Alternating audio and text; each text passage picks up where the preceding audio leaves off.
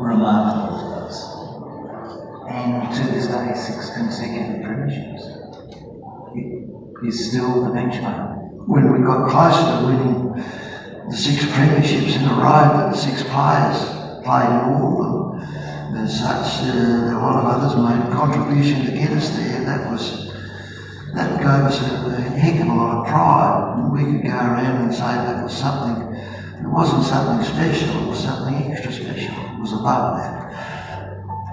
We can say all records are made to be broken. This is one that's going to find extremely hard to be broken. The captain captain in the game will celebrating with the captain of the league for 5 years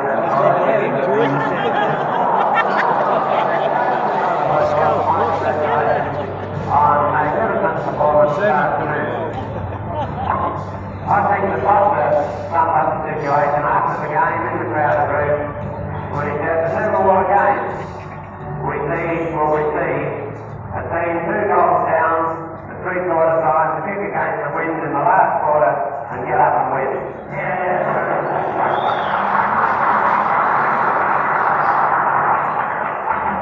That was a remarkable achievement, Captain, and on behalf of the committee of this day, on behalf of those members of the administration that'll have an opportunity later on for congratulating you, but I would like to offer my own personal congratulations on the magnificent achievement. I don't mind admitting that when you were 4 goals down halfway through the 3rd quarter, I thought, well, this is once you won't win. But you just did not, you would not admit defeat. And that was the reason why we were able to win further. The thing you always Watkins there before the dinner, he said, if ever we saw a true exhibition of Australian manhood, we saw it there today. Well, I was very close to Bob for a lot of years, but he became the focal point of the Port Adelaide Football Club. His administration skills were second to none. So you had to deal with Bob first because he interviewed players, he invited players to training and he interviewed them. So that was intimidating. He was a big man and he put you in a little office and he had his chair up as high as he could get it. So he was even bigger and he was looking down on you over his glasses. And you really had that before. So that was the start. And then he said, well, you better have a couple of runs, see how you go, son. So then you got to hand over to Foss. Well, Foss was only a little man, but he was big. And whatever he said, the other players, just like soldiers, just marched out and cooked. That's right, Foss. That's what we do. Celebrating our fifth premiership, and if one person is responsible or due for any more congratulations or compliments than anybody else, captain coach, Arthur Reed.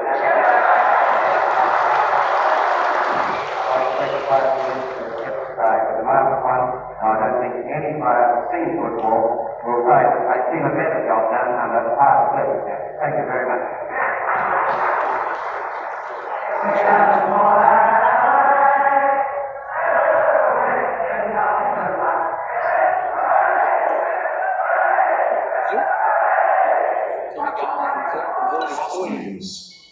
Is what I've always read about and seen Mark's father and had a lot to do with him over a lot of time. An outstanding coach, an outstanding man. Never give up, never waste words. Hard bastard, really hit hard. You know, the whole culture of Port Adelaide. Most people would say Foss was the man behind the modern Port Adelaide from the 50s onwards.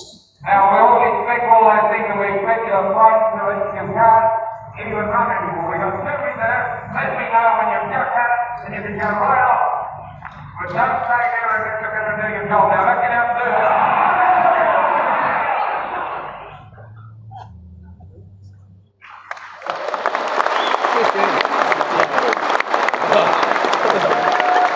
Ladies and gentlemen, what an era and how pivotal are these 2 families in the history of our football club. The daughters of Big Bob McLean, Janine Jackson, Sue Doyle, welcome, and Jenny Williams, the daughter of the great Foss Williams. Welcome.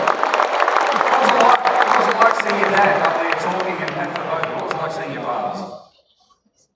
Sorry, your sister's holding the microphone. So sorry, Janine. It's quite awesome seeing Dad speak speak like that, and brings a tear to the eye, because he was, I think we can only describe as children that our father was awesome.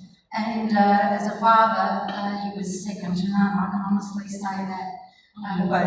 Yeah, you're So Dad was fantastic, and we know him as a man's man, as a sportsman, as a businessman, but I can honestly say he was most definitely the most amazing father and husband to our mother. He was obviously very busy in our childhood growing up. Dad was always at a meeting, whether it was at the training, he was at the league meetings, committee meetings, and wasn't home very often at night during the week. But he made up for it of a morning.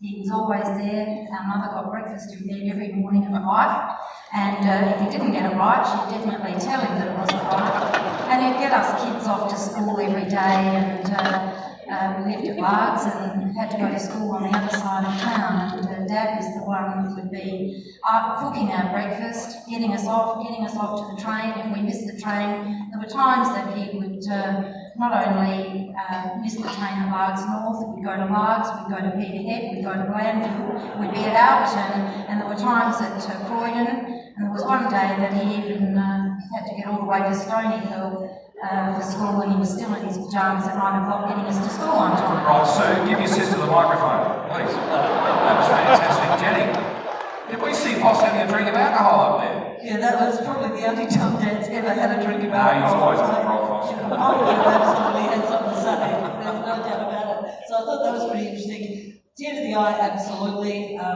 Brilliant dad, and quite the opposite, where I don't think my dad ever cooked a meal in his life. Mum did everything like that. Dad was pretty driven, wanted us to be the best.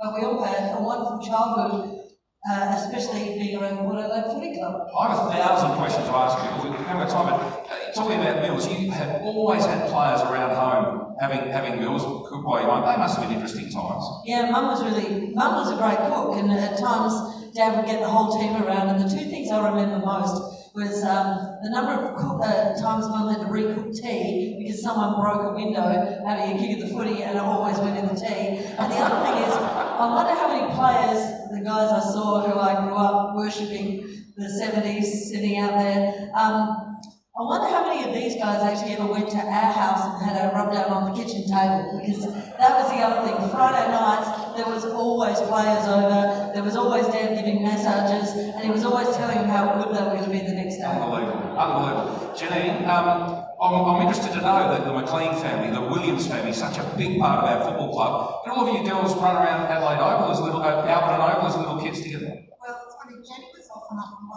school, and Jenny, it was the boys that were always I can remember after the football sometimes, I remember in the old grandstand before we had the new one, and we had the committee room, and Dad would sometimes say to you and you look after the Williams boys and Sue and Ian, and keep everything under control. Me being the eldest, there was no chance of that, because as soon as the Williams boys came, Mark was of course under himself, and he'd say, don't let the boys go out running around in the dark.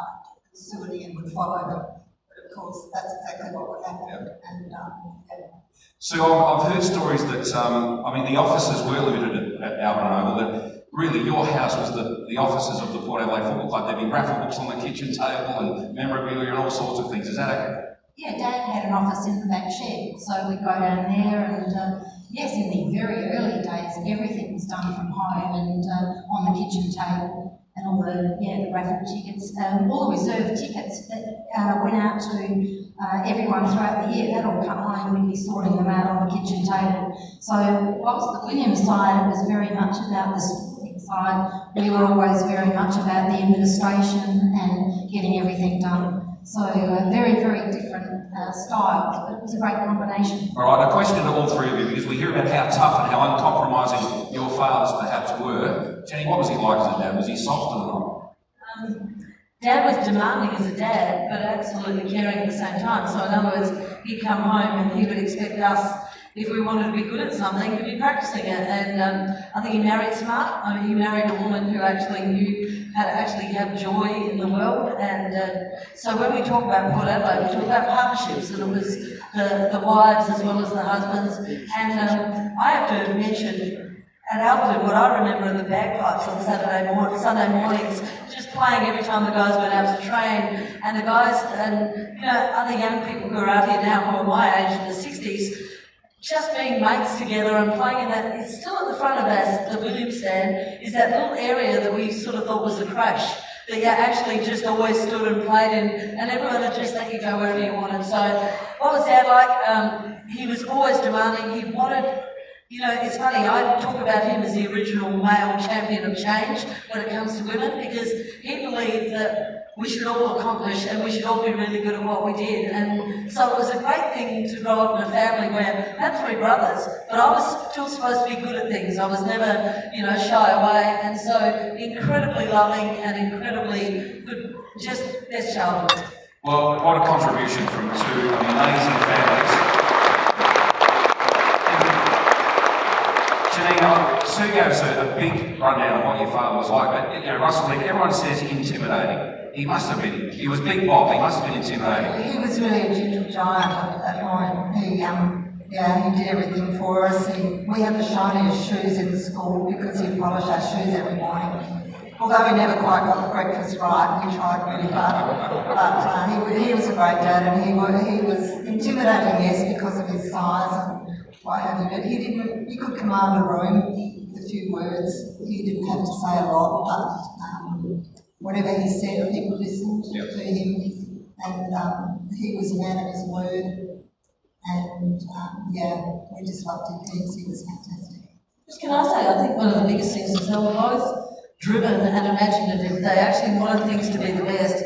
So even if they didn't agree on things, they would actually get together, work out what was best for the club. And they were always looking outside to see, is it better? Is there a way we can do it? Because honestly, they loved winning. And that was one of the things that, to win with the most amazing group of people, who was, a lot of them are sitting out there, it became family. And we are still family. And when you come into a night like tonight, it just makes my heart feel huge. Well, what a way to finish. Can I say to the McLean family, what a contribution.